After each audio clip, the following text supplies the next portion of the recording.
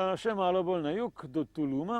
Tisti Tulum je staro indijansko najdišče, še iz majavskih časov in edino najdišče, ki je pač ob obali, se pravi ob Mehiškem zalivu. Zelo vroče, morje je zraven, lahko se greste tam tudi kopat. Potem pa še malo proti jugu do države Belize ali pa Belize po špansko. No, to državo vam pa priporočam, če ste pripadniki Rastafari vere ali pa ljubitelji regij glasbe ali pa sploh občudovalci srednjeameriških črncev. Tam je namreč približno taka scena, kot je nekoč bila na Jamajki, pa tam se je zdaj že malo pokvarila. No, v Belizu je pa še taka, kot je nekoč bila na Jamajki.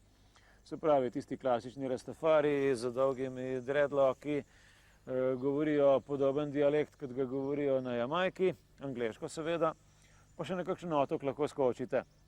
Teh otokov je kar nekaj, najbolj znamenit je San Pedro.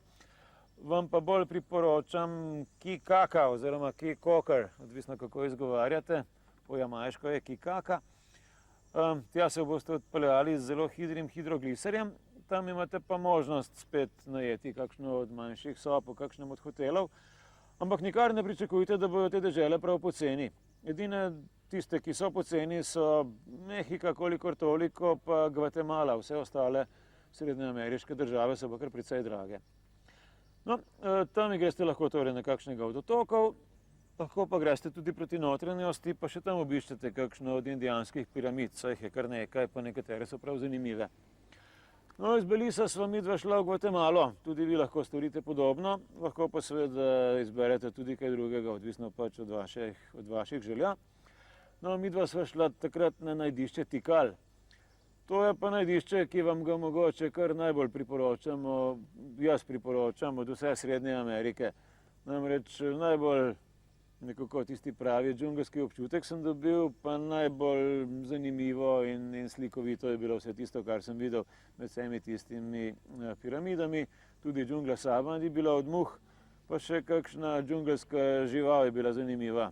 Celo nekakšno vrsto jelenov imajo, ki ne vem prav, ali so bolj srnjaki ali bolj jeleni. Pa enega od divjih petelinov, torej eno od vrst divjih petelinov, pa še kaj drugega se najde tam v tisti džungli. Od tam sva pošla počasi potem do Rio Dulce. Treba je bilo iti skozi precej gosto džunglo in precej neprijetna je bila tista pot. Predvsem zato, ker je dolgo trajala, pa smo večino časa vozili po noči. Od Rio Dulce pa potem na zahod in počasi do Ciudad Guatemala, se pravi glavnega mesta Gvatemale. Od tam pa potem spet na sever. Priporočam vam, da pogledate kakšno od indijanskih vasi. Najbolj znamenita verjetno je Chichicastenango. Chichicastenango, zanimivo ime, kaj ne? No, tam okrog lahko pogledate še kaj drugega, kakšno manjšo vas ali pa greste na enega od hribov, kjer boste gledali star majevski obred ali pa še kaj drugačnega.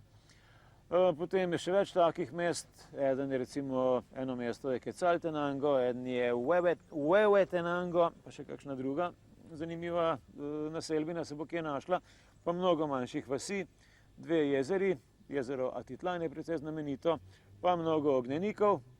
Je pa res, da marsikje tudi ropajo. Ravno, če greš na kakšen trekking na te ognjenike, se ti lahko kaj neprijetnega pripeti, tako da malo poizvedite, preden boste šli na kakšnega od teh krajev. No, tod pa spet potem na sever v mehiško deželo Chiapas. Po deželi Chiapas malo sem ter tja, kakšno mesto smo pogledali, pa potem spet kakšno piramido. Meni osebno so v tem delu Srednje Amerike najbolj všeč tiste piramide, ki so okrog mesta Palenke.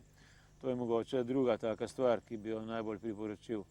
No, tam pa spet po precej taki cikcakasti poti do mesta Meride.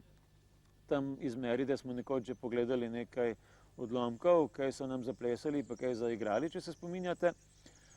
Tam blizu imate spet nekaj zanimivih piramid, recimo piramide Uxmal, ali pa spet ena od najbolj znamenitih, ki se imenuje Čičenica.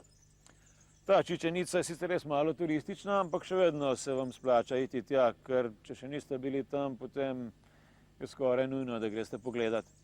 Pa nikar ne pozabite splezati na eno od piramid, saj to osrednjo, Castillo, ki je najbolj znana, morate skoraj obvezno gor. Treba se držati za verigo, ko plezaš gor. Sicer pa je zraven še nekaj drugih takih znamenitosti. Jaz osebno bi najbolj priporočil Okroglo jezero, ki je sicer kakšen kilometer stran, ampak tam je bistveno manj turistov, skoraj nobeden se ne napoti tja, je pa čisto nekaj posebnega, česa takega pa res še nisem videl skoraj nikjer. No, skratka, tisto jezero si le oglejte, ker vam ne bo žal. No, od tod sva pa potem krenila počasi nazaj proti Cancunu in od tam spet nazaj na Florido in počasi nazaj v Evropo. No, zdaj pa napravimo malo odmora, gremo zdaj pogledati še na drug konec sveta, potem bomo pa še kaj drugega povedali. Round, round, get around, I get around, yeah, get around, round, round, I get around, I get around, round, round, I get around, get around, round, round, I get around, get around, round, round, I get around, I get around, I'm getting bored driving up and down the same old strip. I gotta find a new place where the kids are hip.